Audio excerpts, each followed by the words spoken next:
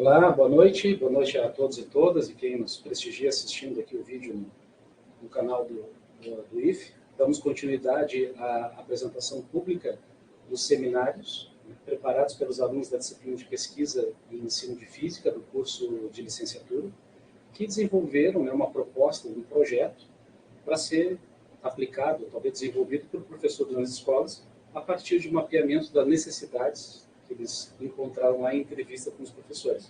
Hoje teremos mais 3 apresentações, essa parte 2, começando pela Isadora. Então, Isadora, por favor. Então, boa noite, pessoal que está aqui. Bom dia, boa tarde para quem está assistindo. O trabalho que eu vou trazer hoje é uma unidade de ensino potencialmente significativa para abordar a primeira lei da termodinâmica em nível médio em um colégio estadual.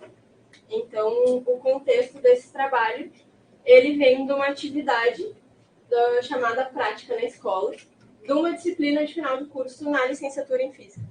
Então, essa disciplina, que é a pesquisa e ensino em física, traz essa atividade em que os alunos eles devem reconhecer o ambiente escolar e seus desafios através de uma entrevista com um professor.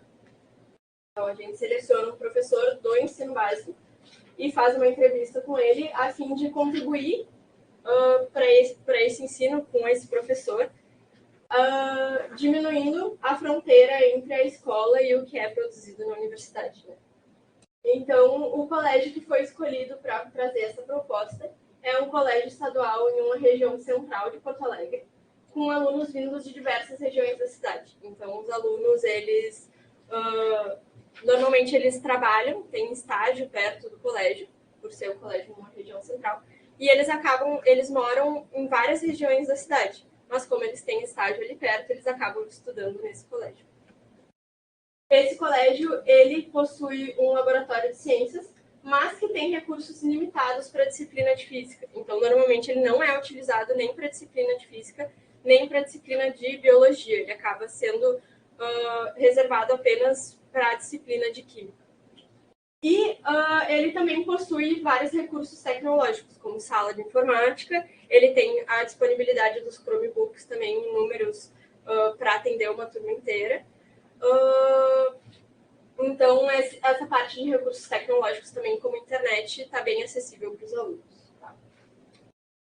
Então, nesse contexto, a gente traz uma entrevista com o professor do colégio, né, para entender um pouco mais as dificuldades, algum problema talvez que exista e que a gente possa contribuir. Essa entrevista, ela começa com um termo de consentimento com o professor, né, e ela vem sendo estruturada com perguntas sobre a carreira do professor, sobre o colégio e os recursos que o colégio dispõe, e sobre os alunos, tanto de comportamento quanto de relações que os alunos têm, para entender um pouco melhor como é que funciona esse contexto escolar. Né?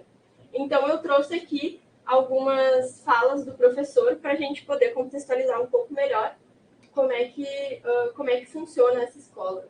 Então, o professor ele comenta que os alunos eles querem coisas mais práticas e mais palpáveis, principalmente voltada para a realidade deles. Então, quando a gente traz a realidade dos alunos para dentro da sala de aula, eles acabam se tornando um pouco mais curiosos e prestarem um pouco mais atenção na aula. Ele também traz que os alunos têm bastante dificuldade com leitura, interpretação de texto e matemática básica. Então, são coisas também que a gente vai focar ao longo da nossa proposta para tentar trabalhar essas dificuldades dos alunos. E ele comenta que, para ele, para o professor, é difícil trabalhar a termodinâmica, uma vez que, toda vez que ele tem que dar aula, ele tem que estudar bastante aquilo para não se perder no conteúdo. Tá?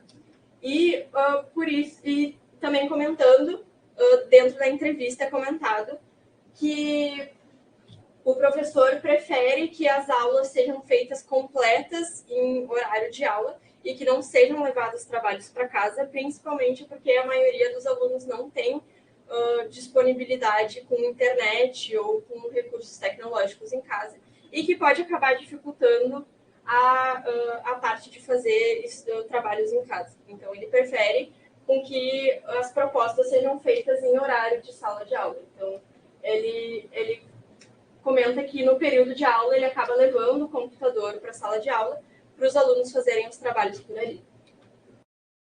E com isso, com a entrevista e já tendo um pouco um lado para onde a gente quer levar a nossa proposta, a gente faz uma busca na literatura para trazer trabalhos anteriores sobre o assunto que a gente quer estudar. Então, foram pesquisadas em 5 revistas, que estão colocadas aqui na direita, mais o repositório de dissertações e teses da URGS, que é o LUME, né? E nesses bancos de pesquisa, a gente pesquisou a palavra terme, no sentido de termodinâmica, né? Com um asterisco ali para verem derivados também dessa palavra, e ensino de física. Nas revistas, como são revistas voltadas para ensino de física, a gente não utilizou o termo de ensino de física, mas no LUME, por ser um repositório de todas as áreas do conhecimento, a gente acabou colocando isso justamente para pegar trabalhos dessa área do conhecimento. Então, a gente teve 129 trabalhos encontrados, e desses 129 foram escolhidos 12 para leitura integral. A gente tem essa diferença de número bem significativa, porque teve uma infelicidade na hora de pesquisar, que essa palavra terme aqui, ela acabou gerando resultados no sentido de termo, né? Quando a gente fala termo, de vocábulo, de palavra, acaba trazendo também esses resultados aqui. Então, acabou que a gente teve alguns resultados de trabalhos que não tinham nada a ver com a área de conhecimento de ensino de física por esse motivo. Então, por isso a gente acabou selecionando 12 trabalhos de leitura integral. Desses 12 trabalhos, 8 são dissertações de mestrado profissional de ensino de física na URGS e 4 são artigos em revistas. Tá? E também desses 12 trabalhos, 7 são sobre as leis da termodinâmica, os outros 5 são sobre conteúdos que são similares, por exemplo, física térmica, calorimetria, conteúdos que são colocados perto das leis da termodinâmica e que têm a ver com o mesmo assunto, e que poderiam, através das abordagens que eles trazem nos trabalhos, poderiam também contribuir com a nossa proposta. Tá? E para isso, a gente se embasou na teoria da aprendizagem significativa de Ausubel, justamente para trazer essa unidade de ensino. Então, a teoria da aprendizagem, ela fala que o papel do professor é identificar os conhecimentos prévios dos alunos e ensiná-los a partir dessas vivências e esses conhecimentos que os alunos já têm. Então, o Ausubel, ele chama isso de subsunsor, né? São os conhecimentos prévios que os alunos já têm dentro da sua cognição e que podem ser utilizados como base para os novos conhecimentos. Na aprendizagem significativa, o estudante ele vai justamente relacionar essas novas informações com os conceitos e os conhecimentos que ele já tem, bem estruturados. Mas, para isso acontecer, o aprendiz ele tem que estar disposto a aprender e também ele tem que estar disposto a fazer essa relação. Né? E o material preparado deve ser o mais significativo possível. Então, nesse sentido, a gente traz para o material ser mais significativo possível a UEPS, que é um termo que vem de um trabalho de Moreira, que ele propõe uma sequência didática chamada Unidades de Ensino Potencialmente Significativas.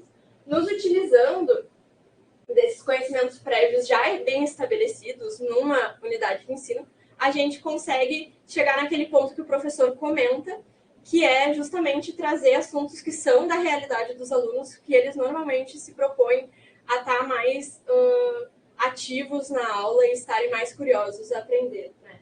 Então, essa UEPS, que é a Unidade de Ensino Potencialmente Significativa, ela tem princípios de ter situações, problemas em forma crescente de complexidade e fazer avaliações durante e após o processo. Isso a gente vai encontrar na nossa unidade de ensino, que é a proposta aqui.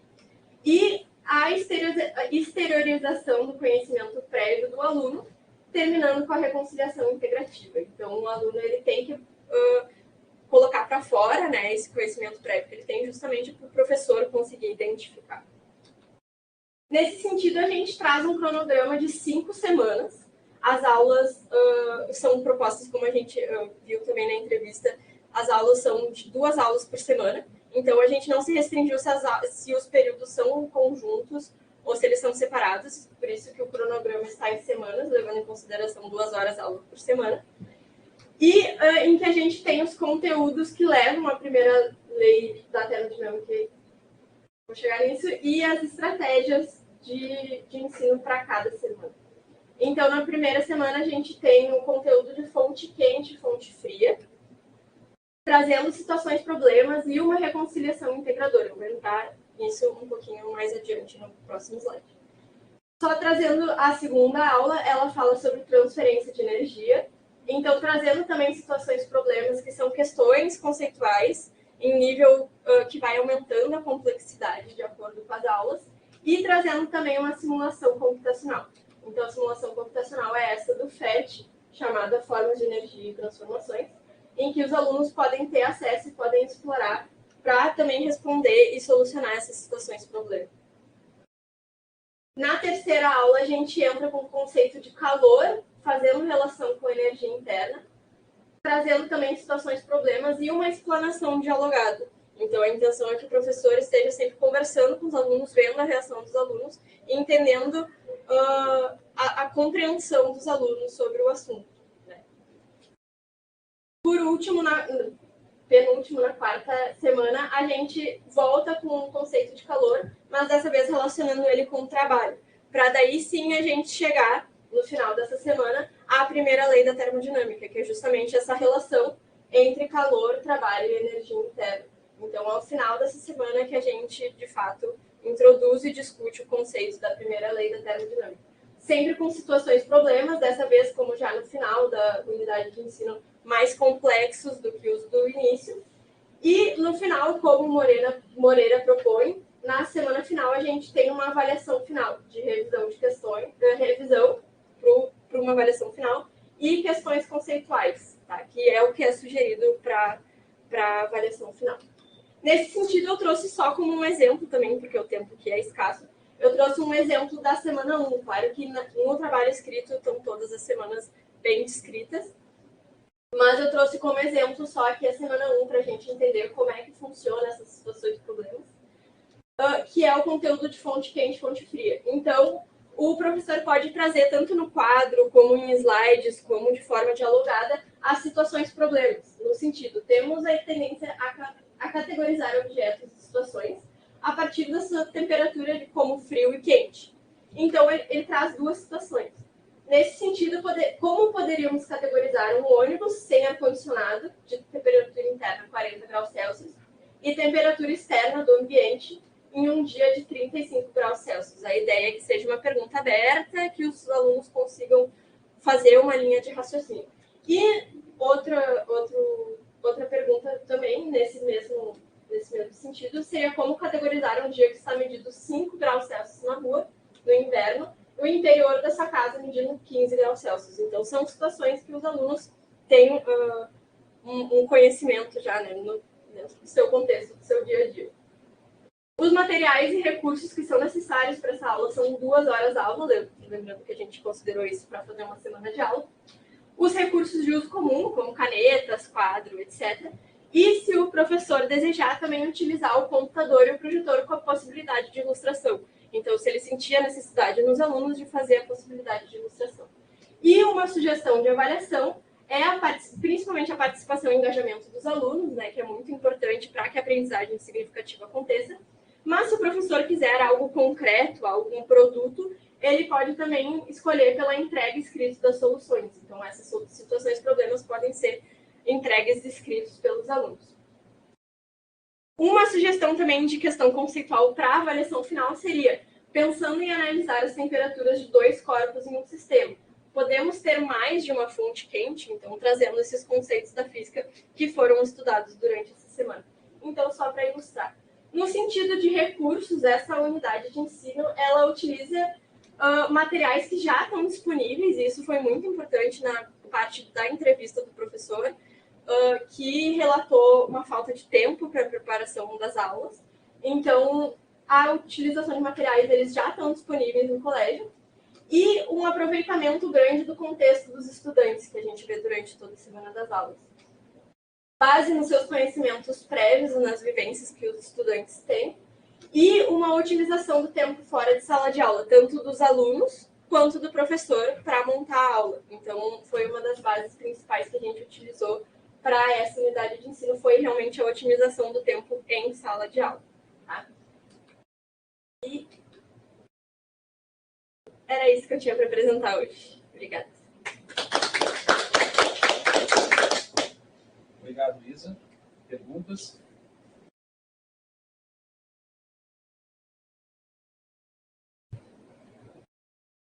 Obrigado, Isa, pela apresentação. Tenho algumas curiosidades.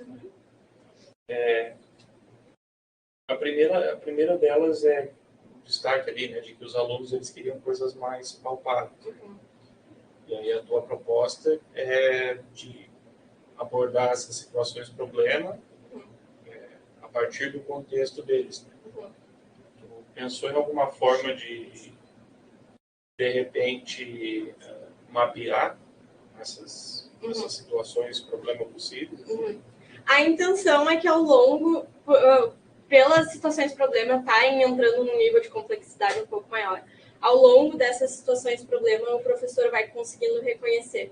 Então, tanto na entrega dos primeiros trabalhos, ele já consegue ir reconhecendo os contextos dos alunos. E pode ir, claro, que essa unidade de ensino é só uma sugestão. Então, ele pode ir adaptando as situações problemas de acordo com o contexto dos alunos que ele sentir que faz mais sentido. Claro que por não conhecer os alunos, né, nesse sentido, a unidade de ensino ela vem meio num estereótipo que a gente pensaria para alunos adolescentes da cidade de Porto Alegre, né? Mas isso tudo é adaptável para o contexto específico de cada turma.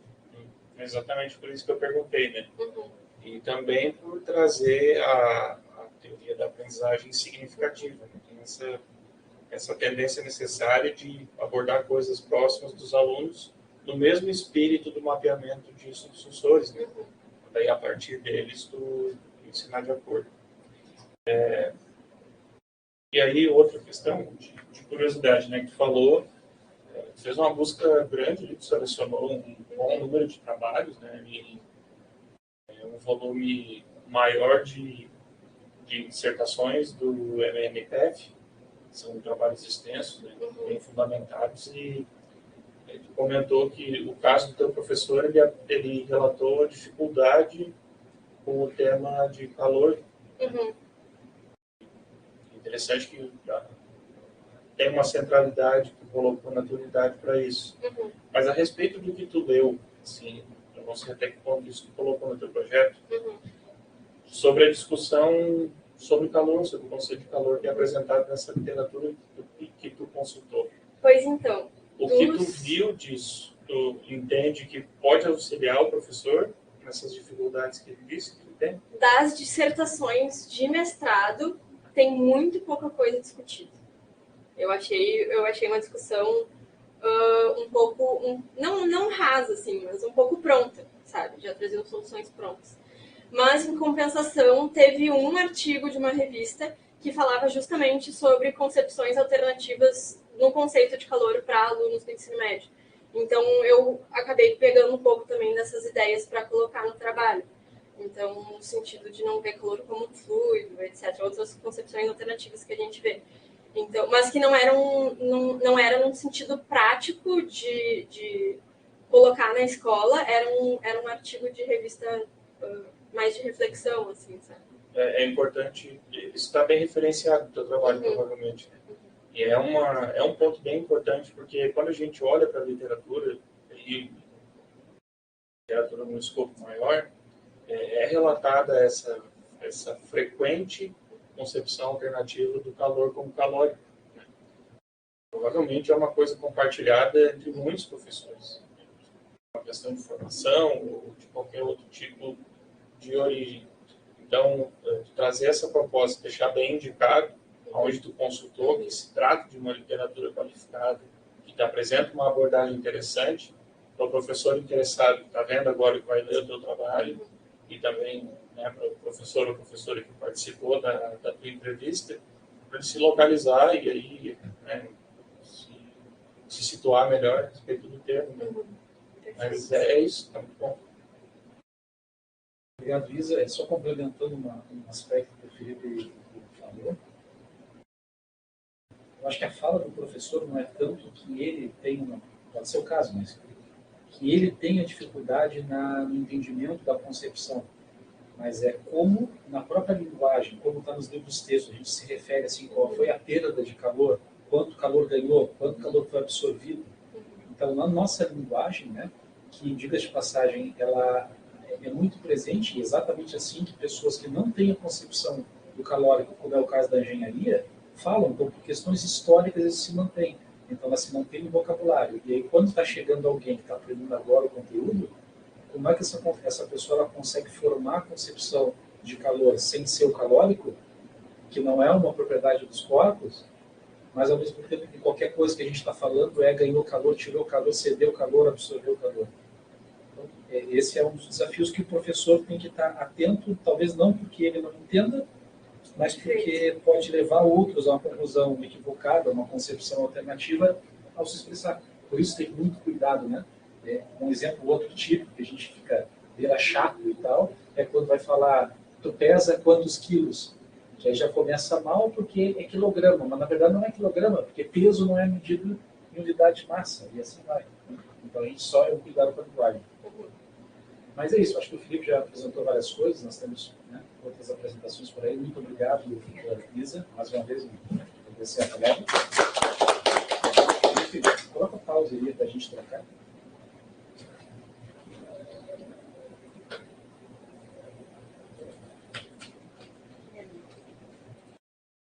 E depois dessa pausa, passamos então a apresentação agora do trabalho da Samara. Samara, por favor. Então, olá a todos. Eu vou apresentar o meu projeto intitulado Proposta de Sequência Didática para Introdução à Ótica no Ensino Médio.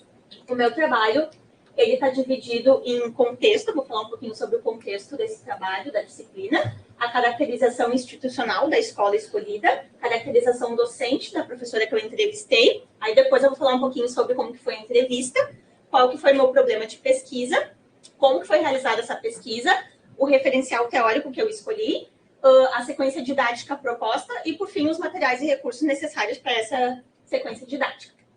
Então, começando, né, a disciplina de pesquisa e ensino de física, ela tem como objetivo incentivar a interação entre o que é desenvolvido na universidade e os professores da rede pública estadual de ensino. Para isso, a gente realiza, então, uma entrevista para identificar um problema específico enfrentado no processo de ensino de física pelo professor de física. Depois, fizemos uma busca na literatura por alternativas de encaminhamento para a resolução do problema identificado e, por fim, então, desenvolvemos uma sequência didática como proposta de solução. A escola que eu escolhi é uma escola estadual pública do município de Osório. Ela tem mais ou menos 750 alunos, tem 50 professores. É uma escola bastante ampla. Ela oferece apenas ensino médio, o ensino médio regular e o ensino médio integrado aos cursos técnicos de agropecuária e meio ambiente. Então, ela recebe alunos de diferentes municípios assim, para realizar esses cursos técnicos. Ela possui salas de aulas todas equipadas com televisão, televisores conectados à internet, né? Não tem laboratório de física e tem laboratórios de informática, mas os professores de física, eles não conseguem utilizar esses laboratórios de informática para realizar suas atividades. A professora que eu entrevistei, ela está nessa escola lecionando lá já faz 15 anos. Ela ministra atualmente aulas de física para turmas do segundo ano do ensino médio regular e para o primeiro e terceiro ano do ensino técnico. Ela tem formação inicial em matemática e se formou em física, licenciatura em física em 2016. Na entrevista, além de ter destacado, ela destacou bastante dificuldades em relação ao novo ensino médio, que afetou bastante a carga horária dela com o ensino médio regular, que eram 2 períodos e passou para 1 período, mas o ensino técnico, por enquanto, ainda está com 2 períodos. No geral, ela relatou bastante dificuldade no engajamento dos alunos, como desinteresse, né, nas aulas, que ela faz repetições frequentes de conceitos, né, o que consome um tempo significativo durante as aulas. Então, ela disse assim, tu dá aula essa semana que vem eles não sabem mais o que tu disse, eles esquecem, tem que repetir tudo de novo. E os alunos, eles sabem que vão passar, então eles não têm mais interesse de estudar. Quando ela foi questionada de qual conteúdo da física que ela tinha mais dificuldade de trabalhar em sala de aula, ela destacou alguns conceitos de ótica para as turmas de terceiro ano, que são do ensino técnico. Então, ela disse assim, a parte mais difícil que eu acho é a parte do terceiro ano, de luz, ondas, pela questão de não ter a parte experimental. Se tu mostra, eles vão entender que aquilo ali é refração, que sai de um jeito, que a reflexão sai de outro, que a luz se forma daquelas cores, que vem do branco. Isso tudo só tu falando é muito difícil.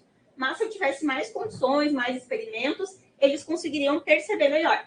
Então, eu acho interessante que eles entendam o que é reflexão, o que é refração, que eles não conseguem entender. Se a gente tivesse uma possibilidade de passar isso para eles, seria bem legal. Essa é a parte mais difícil para mim. Então, baseado nesses relatos, eu fiz o seguinte problema de pesquisa, né? O que existe na literatura referente a propostas de sequências didáticas no ensino de física, voltadas, então, para o ensino de ótica, e que se concentrem em metodologias ativas, que possam aumentar o engajamento desses alunos, o interesse deles, e que sejam de baixo custo para poder ser implementado na escola que não tem laboratório de física. Então, eu fiz uma revisão na literatura, né, em periódicos de referência do ensino de física. Os termos de busca foram ótica, luz, reflexão, refração, dispersão e ensino. Aí, com isso, eu encontrei em torno de 20 trabalhos. Aí eu selecionei alguns critérios, né, que foram trabalhos recentes, publicados há no máximo 10 anos, e que trabalhassem, então, com metodologias ativas e de baixo custo.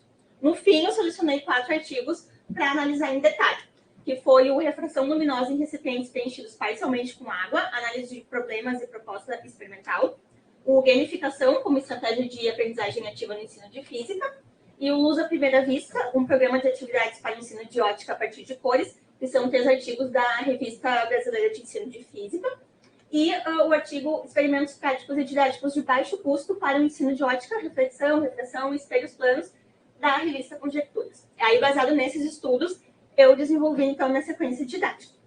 Como referencial teórico para essa sequência didática, eu utilizei a teoria da aprendizagem significativa, de David Ausubel.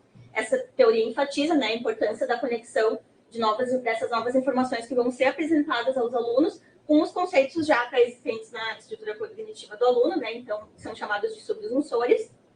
E a sequência didática eu prezei bastante, assim, em ter aquela progressão lógica e gradual dos conceitos, né, o que reflete bastante a aplicação dos princípios de diferenciação progressiva e reconciliação integrativa do trabalho de Ausubel, no intuito de que, depois eu vou mostrar um pouquinho melhor, mas iniciar o conteúdo mostrando uma visão mais ampla, uma problematização mais geral, e depois ir detalhando, né, em cada aula esses conceitos, e ao fim retomar tudo, retomar a problematização, né, fazer uma reconciliação de tudo isso. E aí, metodologias ativas como gamificação, experimentos em grupo, problematizações, exposições dialogadas, foram propostas para tentar envolver mais os alunos e contribuir, né, para ativar, modificar e consolidar esses subjunsores. Então, minha sequência, ela pode ser implementada ao longo de aproximadamente um mês, né, contando que tenha uma aula por semana. Então, ela totaliza 5 aulas de 2 períodos cada. E a última aula é destinada a uma avaliação final, que poderia até ser feita no fim do trimestre. Então, vou falar um pouquinho de cada aula. Na aula 1, o intuito é começar apresentando o plano de ensino dessa sequência didática. Então, mostrar qual que vai ser os objetivos, as metodologias utilizadas, como que vão ser as avaliações. E aí, a proposta é fazer essas avaliações em forma de missões. Então, pode ser usada uma plataforma virtual como o Google Classroom, para colocar ali os materiais que vão ser utilizados, as simulações, os exercícios e também o desempenho dos alunos ao longo dessas missões. Então, eles vão ter que ir completando missões ao longo da sequência didática para, né, complementar o ensino. E aí, para iniciar isso, depois de ser apresentado o plano de ensino, seriam feitas problematizações iniciais. E aí, uma sugestão, né, que um dos trabalhos propostos que eu achei bem legal, é trazer reportagens, como essa reportagem do Jornal Nacional, que eles mostram uma notícia de um prédio em Londres, que ele é levemente curvo, é espelhado, e tem uma época do ano que bate a luz do sol lá, e ela reflete convergindo os raios para um único ponto da calçada, que acaba superaquecendo. Então, os carros que ficam estacionados lá acabam derretendo o para-brisa, aí mostram os jornalistas indo lá e fritando ovo no local. Então, algo para chamar bem a atenção dos alunos mesmo para um fenômeno relacionado ao conteúdo, né? Num segundo momento da aula, seriam feito um quiz online com questões conceituais mais gerais de ótica, e aí pode ser utilizado as plataformas do Kahoot ou Quizzes, que são plataformas online, tu coloca as questões lá, né, vai passando, tem um tempo limitado para responder cada questão, os alunos conseguem acessar pelo celular e responder por ali, e no final aparece um ranking com os acertos dos alunos, né? Aí na aula 2, é iniciado com uma breve exposição dialogada sobre os fundamentos da ótica geométrica, né, enfatizando a lei da reflexão, E, no segundo momento, é feita uma missão experimental para o estudo da reflexão. Aí eu trouxe os experimentos propostos por Gonçalves e Rodrigues, que são experimentos assim para mostrar a trajetória retilínea do raio luminoso, que o raio de incidente e o raio refletido são iguais no mesmo meio, e a questão de associação de espelhos, né? Dessa dependência da angulação dos espelhos, e depende disso para formar, né, um número de imagens.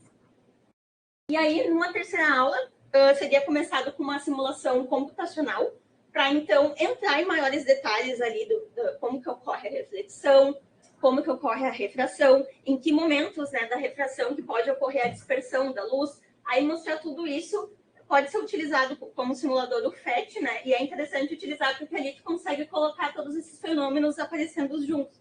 Então é bem interessante. E aí, num segundo momento dessa aula, fazer algumas demonstrações experimentais, né, para estudar a lei da refração. E aí, como sugestão, o experimento de Gonçalves e Rodrigues, que é para mostrar mais ou menos como que o fenômeno da refração ele é responsável por mostrar um objeto que normalmente não seria visto se não tivesse a refração, né? Estou olhando de determinado ângulo, que é esse experimento aqui. E esse outro experimento de Macedo e Jesus, que ele mostra a refração de um objeto parcialmente imerso na água, e ele enfatiza, assim, que a aparente quebra que tu vê do objeto, né? Ele não representa a trajetória do raio luminoso em si, mas sim ele vai depender da posição do observador, né? E do tipo de recipiente utilizado, se é retangular, se é circular. Então, eu enfatizo uma coisa assim que eu achei bem legal, porque isso não é mostrado nos livros didáticos.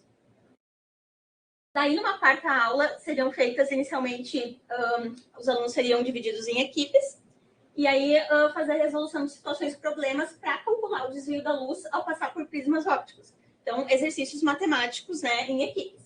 E aí, num segundo momento, uma missão experimental para o estudo das cores. Aí, o intuito aqui é dividir eles em equipes e aí apagar a luz da sala, colocar uma luz vermelha, e eles terem que catar confetes azuis quando, né, iluminados pela luz vermelha. Então, eles não vão conseguir ver qual que é, e quem coletar mais confetes azuis ganha a missão. Então, o intuito ali é discutir, né, a dificuldade de catar os confetezinhos azuis e essa questão, né, do fenômeno da formação de cores por absorção, por reflexão. E aí, na última aula, então, seria feita a revisão de todo esse conteúdo, retomar a problematização e aí, por fim, fazer a avaliação final, que pode ser um quiz online de novo ou uma avaliação escrita. E é interessante que nessa avaliação seja, além de avaliar o desempenho do aluno no conteúdo, também avaliar a satisfação dele em relação a essa metodologia. Daí poderia ser feita uma coleta e análise de dados em relação a esse projeto. E aí, como materiais e recursos, né? Precisaria de materiais de uso geral, assim, um quadro, giz, apagador, um projetor de slides ou um televisor com acesso à internet, que é o caso que a escola tem, e smartphones ou tablets conectados à internet para o aluno acessar. E normalmente os alunos de ensino médio eles têm um smartphone com internet, ou se tiver dificuldade, o professor pode rotear a sua internet, ou os alunos se dividem em dupla, trios também para fazer, né, essas questões. E os materiais experimentais, que também são materiais de fácil acesso. A maioria deles tem o material mesmo do aluno, assim, né, como folha de papel, lápis, caneta, fita adesiva, transferidor, livros, cadernos para servir de apoio, mesa para apoio. Aí tem alguns itens que poderia ser encontrado facilmente em casa, assim, o aluno poderia trazer de casa, como espelhos planos, um copo opaco, moeda ou um objeto similar, copo ou recipiente de vidro retangular transparente, copo cilíndrico transparente, canudinhos, água, os confetes de chocolate, teria que ter um laser ou apontador assim, de projetor, e uma lanterna, lâmpada ou LED de cor vermelha para iluminar. Aí esses itens, esses últimos itens, o laser, a lanterna, se o professor não tiver, eu andei dando uma pesquisada, assim, e é facilmente encontrado na internet. Então, em sites como o Shopee tem por 15, 20 reais. Então, é bem fácil encontrar. Os espelhos também, se for fazer em mais equipes e precisar de mais espelhos, tem kits para vender com 10 espelhinhos por 30 reais. Então, são experimentos considerados de baixo custo. E aí é isso. Você quer dar minhas referências? Meu, muito obrigada.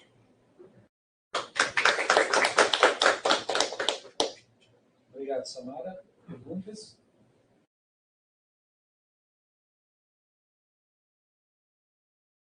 Vou falar menos dessa vez. Vontade. Obrigado, Samara. bastante interessante. Eu já vou apontar uma coisa preciosista, que não é uma revisão de literatura. Isso é importante. Revisão de literatura é outra coisa bastante diferente, então estou optando, de repente, por dizer que fez uma busca na literatura, Sim. algo mais preciso e condizente com o que foi feito. Sim. E que para a ideia do projeto está ótimo. Achei bastante as abordagens bastante lúdicas, né? Com coisas envolvidas ali. Foi o intuito, assim, porque parece que foi o que ela quis mais, assim, né, fazer, que o problema dela era não ter nenhum material experimental, nenhum laboratório, então foi o que eu quis trazer. Não, e é interessante, a tua proposta é justamente nesse sentido, né? Porque se os alunos eles se engajam um pouco, é difícil de trazer o interesse deles para a aula, abordagens desse tipo podem contribuir muito mais do que somente o professor ficar expondo conteúdo e tal. Sim, só falando. Interessante. Uma coisa que eu anotei aqui para falar, acho que poderia ganhar em discussão na sala de aula já que tu tem essa proposta te inspirou naquele, acho que é Macedo, alguma coisa, o autor, né? Tu tem os recipientes com água e daí tu tem um lápis, alguma coisa ali, e a refração, né? Poderia, de repente, não sei até que ponto é interessante também, introduzir uma discussão sobre a variação da refração com densidades diferentes no mesmo refrator. Uhum. Então, fazer com água, fazer com óleo, fazer com outro tipo de líquido, né, que seja bastante translúcido para ser possível ver. É verdade, o trabalho não traz isso, mas é interessante. Né, já aproveitar que tem isso, né, e trazer mais uma discussão junto, a gente só tem a ganhar, né, na abordagem. E, no mais é isso, gostei bastante, achei bastante interessante. Parabéns. Samara, claramente, eu também reparei a mesma coisa, me chamou muito a atenção esse caráter lúdico, né, das atividades e como potencialmente interessantes para os alunos são. Eu gostei também que tu trouxeste tem vários elementos ali que eles são comuns, mas não necessariamente as pessoas dispõem em casa, como a própria questão do laser, etc., mas que ainda assim eles são de baixo custo. Tu detecta, tu encontra, tu faria alguma modificação se tu tivesse que recomendar isso para professores que talvez não tivessem um contexto específico ou exato dessa professora, que até dispõe de alguma infraestrutura, alguma coisa, mas para contextos carentes de tudo, tu teria alguma recomendação? Teria alguma simplificação a fazer que tu enxerga? Ou poderia ter uma barreira que deveria ser cuidada?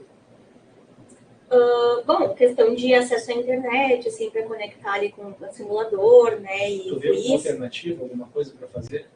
Poderia fazer quiz, por exemplo, de levantar algum papelzinho para responder, né, o próprio que a gente faz do peer instruction, né, alguma coisa assim para responder as questões, eu acho que é interessante, porque dá para fazer com cartolina, assim, e simulador, eu não sei, assim, que outra forma tu faria se não tiver nenhum computador, nada, acho que fica mais complicado, né, talvez fazer alguns esquemas, assim, no quadro, desenhos mesmo, para o aluno entender. E acho que a maior dificuldade nessa sequência didática é o tempo, assim, porque eu coloquei bastante coisa em uma aula, tem que ser bem organizado, a gestão do tempo tem que ser bem feita, tu já preparar tudo antes, né, os materiais que tu vai utilizar, como que vai ser feito passo a passo, para não se perder muito, conseguir fazer, né? A professora me relatou que ela geralmente trabalha isso, reflexão, refração, em torno de um mês ali com os alunos, então é pouco tempo, assim, se for fazer todos esses experimentos, tudo teria que ser bem organizado, né? Eu acho que é o maior desafio, o tempo, assim. Ok, tá bem. Agradecemos mais uma vez a Samara, obrigado. Uma breve pausa para a troca. Ok, então, dando continuidade, né, e a apresentação de encerramento aqui da nossa sessão, por favor, venha ao palco, Débora.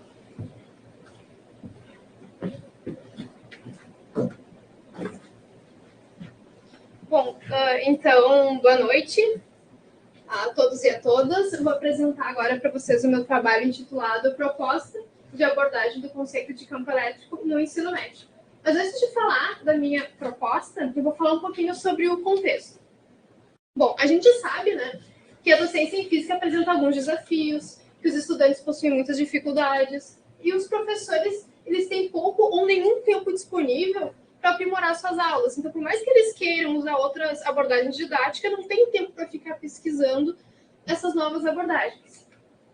Então, diante desse cenário, né, nós, estudantes de licenciatura em Física da URGS, que estamos matriculados na disciplina de Pesquisa e Ensino de Física, cada um de nós, então, elaborou um projeto com o objetivo, né, de elaborar uma proposta de alternativa didática de um conteúdo de física.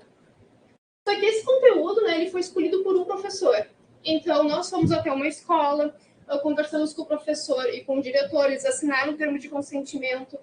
E com isso, né, eles autorizaram que a gente entrevistasse e gravasse uma entrevista e assim elaborasse esse projeto. Então, o professor, ele trouxe alguns problemas relacionados aos conteúdos de ensino de física.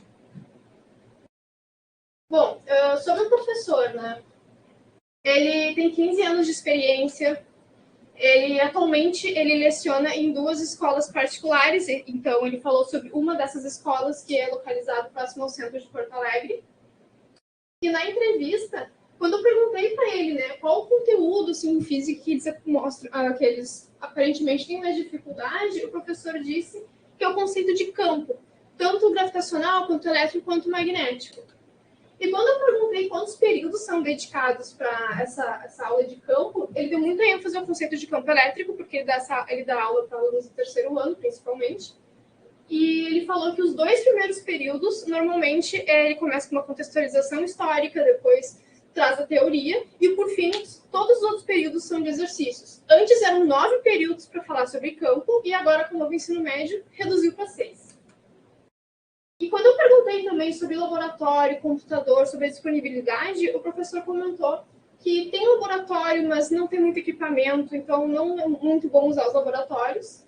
E sobre os computadores ele disse que tem, mas ele não tem tempo para ficar elaborando novas aulas, para ficar fazendo novas propostas didáticas. Então, por falta de tempo, ele acaba não desenvolvendo outras alternativas didáticas.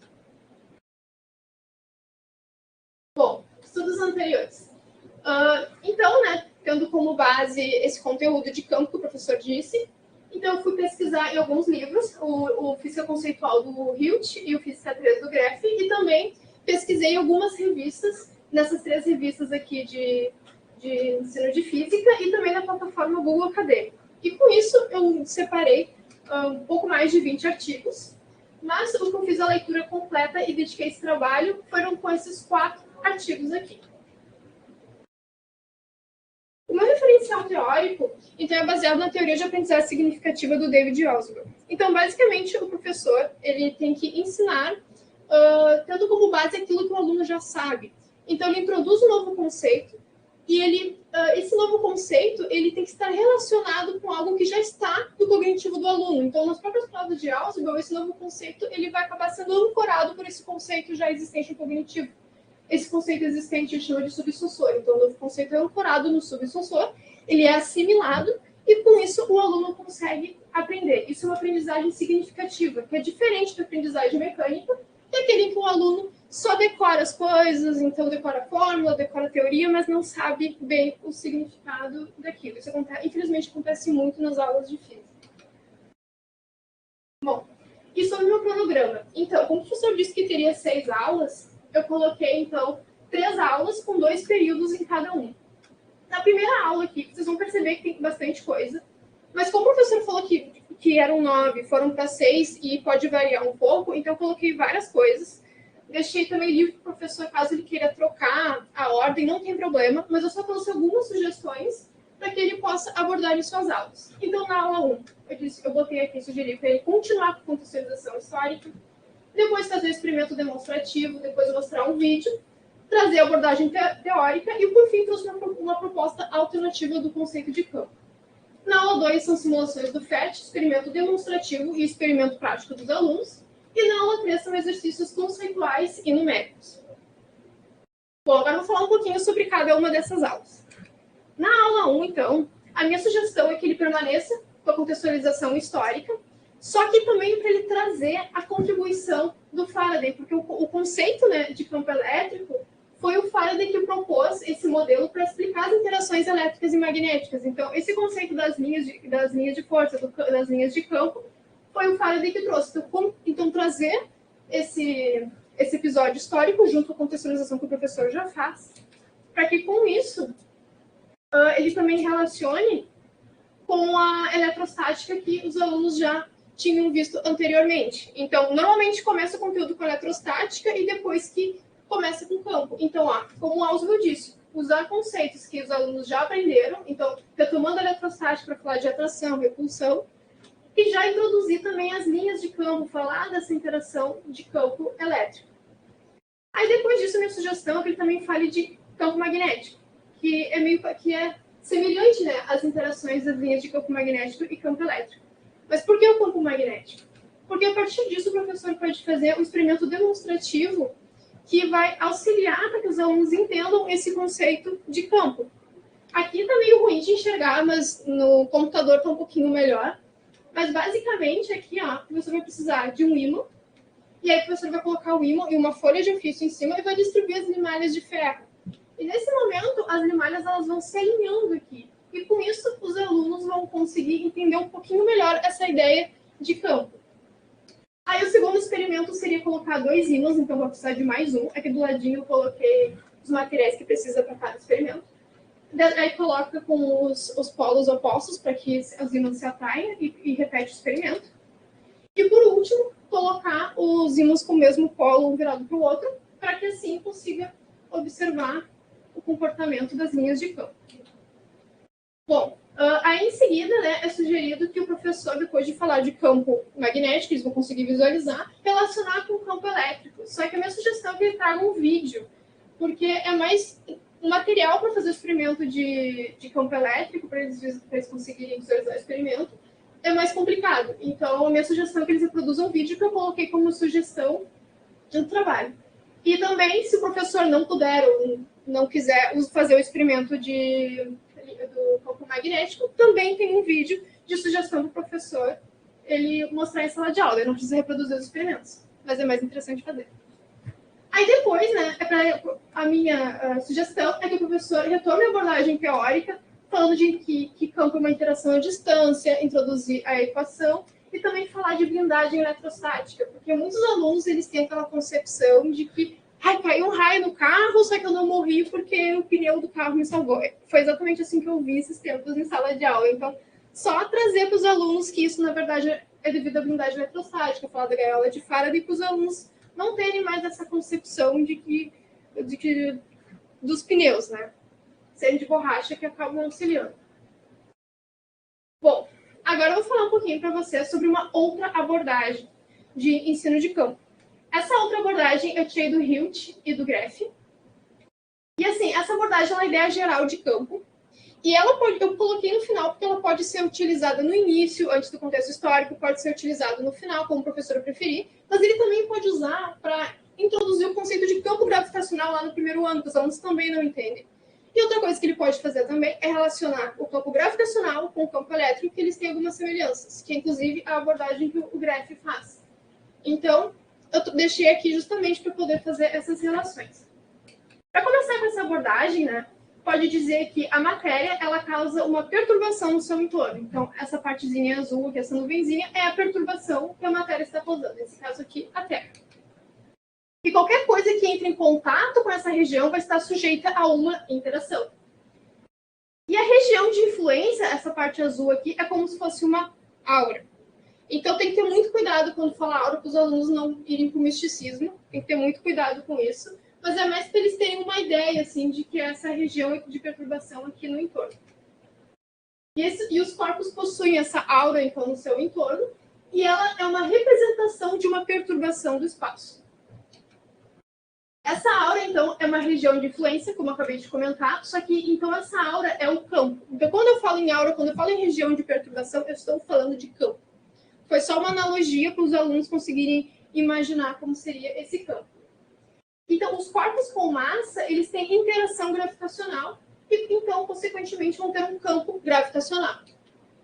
Já as cargas, elas têm uma interação elétrica e têm um campo elétrico. Então, ali, antes estava com o campo gravitacional, o planeta Terra, como exemplo, e agora aqui uma carga elétrica positiva. E aí, quando esses campos interagem, nós temos essa interação. Aqui tem mais linhas de campo, né, que continuam as linhas, mas na animação eu não consegui colocar. Mas, enfim. Aqui é só uma imagem para mostrar como o gráfico comenta, né, que ele está falando sobre o campo gravitacional da Terra. E aqui a imagem que eu retirei do gráfico. E aqui, no Hilt, ele faz essa relação. Então, ele comenta que campo é uma interação à distância, e faz essa relação entre campo gravitacional relacionado com massa e campo elétrico com cargas. Então, é aquela mesma ideia do Ausubel, né? De, olha, eles aprenderam sobre campo gravitacional, vão relacionar com campo elétrico, para usar isso como subsunsor. Bom, a aula 2... a ideia, então, como vai ter passado uma semana, os alunos esquecem, é começar uma revisão a partir de uma simulação.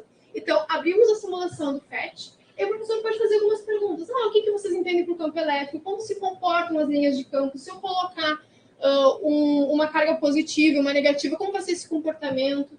Qual a relação de distância e intensidade? Então, trazer esses aspectos para os alunos irem retomando, lembrando e até visualizando um pouco melhor aquelas linhas que o professor tinha desenhado na outra aula. A outra sugestão, essa simulação ela pode ser usada até na aula de eletrostática. E a sugestão é o seguinte, é o professor pegar um desses balões, aí esfregar nesse blusão, e antes de soltar, perguntar o que vai acontecer quando eu soltar esse balão. Aí os alunos podem responder que o blusão vai atrair o balão. Aí a ideia também é que depois esfregue o outro e pergunte o que vai acontecer com esses dois. E assim os alunos conseguem também, a partir dessa simulação, visualizar, né, a atração e repulsão dos corpos. Aí aqui a sugestão é que inicialmente ele oculte as cargas, para os alunos não enxergarem. E depois mostra as cargas e repete rapidinho o experimento para eles verem, né, os corpos eletrizados. Bom, esse último aqui, ele é um pouquinho mais complicado de fazer em aula, porque qual é a ideia? Aqui a gente tem uma carguinha, aqui tem uma goleira, um gol, e a ideia é fazer o gol.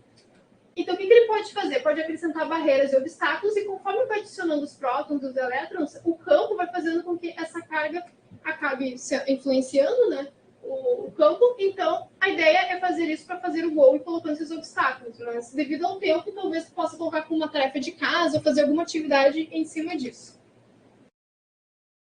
Bom, aí a partir disso, né, só um detalhe importante que eu esqueci de comentar. Quando fizer esse experimento, o professor tem a opção também de distribuir balão, porque os alunos vão fazer experimento nessa aula, já pode distribuir balão para os alunos, para eles mesmos já fritarem na sua roupa e no cabelo e aproximar de pedacinhos de papel, para eles mesmos já visualizarem esse fenômeno. Então, eles visualizam o fenômeno na simulação e eles mesmos reproduzem. Então, essa é uma outra sugestão que você pode fazer. Bom, aí agora, né, nessa parte aqui de experimentos demonstrativos, é basicamente reproduzir o que ele acabou de mostrar na demonstração. Então, com uma caneta Bic, ele pode esfregar no cabelo, aproximar de pedacinhos de papel ou com o próprio balão. Então, fazer essas demonstrações simples para eles verem, né, como funcionam essas interações. Pode usar um cano PVC também, com uns fiozinhos quando pega uma fita e desfia também dá certo. Se tiver uma pia, é muito legal botar o cano eletrizado no fiozinho de água, mas dificilmente vai ter, mas dá para ver direitinho. São abordagens alternativas. Aí, depois disso, o que o professor pode fazer? Isso aqui é importante. Cuidado com os dias úmidos. Se o dia estiver úmido, não vai dar certo, ou pode dar um pouco, mas atrapalha os dias úmidos, esses experimentos de eletrização. Então, o professor tem que ter esse cuidado. Bom, então agora, né, os experimentos práticos dos alunos. A ideia é dividir os alunos em duplas, pegar uma fita, botar no meio de uma classe e outras duas nas pontas. Botar uma lata no meio e cada um vai ter um balão. Eles vão eletrizar o balão no cabelo e vão fazer um cabo de guerra. Então, aquele que conseguir atrair a lata e fazer chegar primeiro na linha de chegada, ganha. Então, a ideia é eles fazerem essa atividade para eles irem entendendo um pouco mais esse fenômeno. Outro experimento é bem mais simples, mas pode usar o mesmo balão. Aqui dentro uma garrafa PET com bolinhas de isopor. Colocar do lado de fora, eles vão conseguir ver algumas bolinhas sendo atraídas. E depois pode pedir só para chacoalhar a garrafa, para que assim as bolinhas fiquem bem coladinhas assim na garrafa, e eles vão conseguir também observar essa interação. Bom, esse daqui é bom o professor fazer. Pode usar para introduzir a parte de gaiola de Faraday e blindagem eletrostática, ou pode complementar. Nesse experimento, só precisa que um aluno ligue para o outro, deixa o telefone tocar, aí depois desliga. Aí o professor vai fazer o quê? Ele vai botar um papel alumínio e vai cobrir o papel alumínio do telefone do aluno que chamou, que o telefone tocou. Aí depois disso, quando o aluno for ligar de novo, a chamada, então, ela não vai ser completada. Ela vai acabar, o telefone não vai chamar e não vai dar certo, por causa dessa ideia de gaiola de Faraday e da blindagem eletrostática. Então, ele pode usar isso muito rápido, essa interação com os alunos, para falar sobre esse fenômeno.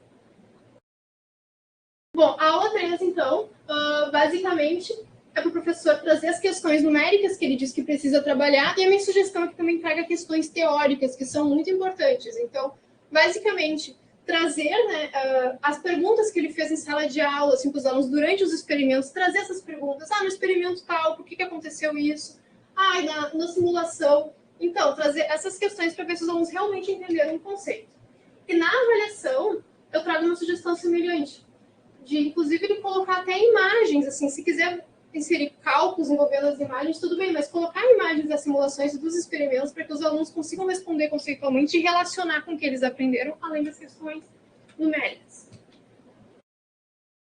Os materiais necessários eu botei em cada um, mas basicamente vai precisar de computador com internet, vai precisar de lata, balão e pedacinhos de papel, também pode usar o cano PVC ou a caneta. Então, alguns itens podem ser retirados de acordo com o experimento, mas precisa de basicamente isso. E observações finais aqui que eu coloquei, como eu citei anteriormente, tem muitas coisas, o professor pode realocar, então, as atividades. Os exercícios finais ele pode inserir na aula 1 e na aula 2 e colocar experimentos para a última aula, para a aula 3. E, então, fica a critério do professor. Aqui eu só coloquei algumas sugestões de atividade. E obrigada.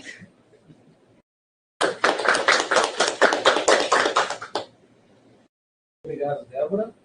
Perguntas? Felipe? Tem algumas coisas, né? Droga. Não é nada demais, tá? Acho que antes de tudo é importante dizer que é uma escolha corajosa do tema, porque é um assunto bastante difícil de abordar, né? Assim como energia, assim como a própria concepção de calor, claro que são níveis distintos de dificuldade, mas campo é uma coisa bastante polissêmica, né? De forma corriqueira, e aí ela ganha um outro viés, né? Eu não sei se na proposta no teu projeto tu propõe alguma discussão sobre a diferença entre as origens de campo elétrico e campo magnético. Eles já viram antes magnetismo, né? Não, na verdade, ele começa com o campo elétrico. Eu pensei em fazer a relação por causa do experimento, e o professor comenta que ele sempre começa com uma abordagem histórica. Então, pelo que ele me falou, ele começa já trazendo essa contextualização, e quando ele entrar em magnetismo, ele também vai trazer a abordagem histórica, então ele pode fazer relações. É uma abordagem interessante, né? Especialmente porque os campos elétricos eles são gerados por cargas únicas. Sim. Tem interação entre campos das duas cargas, mas no magnetismo a gente não vê um único polo gerando um campo sozinho, né? Sempre acontece aos pares. Acho que é uma discussão válida. Sim. Não sei se cabe para o teu projeto, né? Mas é uma coisa a se ver. E eu fiquei pensando assim que tem algumas escolas que elas não permitem que os alunos sequer tenham o celular em sala de aula.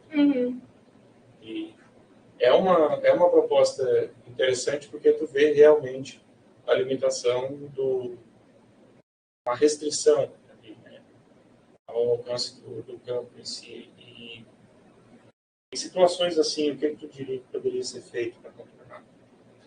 Eu não entendi bem a pergunta. Se os alunos, a tua proposta é que os alunos dois alunos, um ligue para o outro, né? Sim.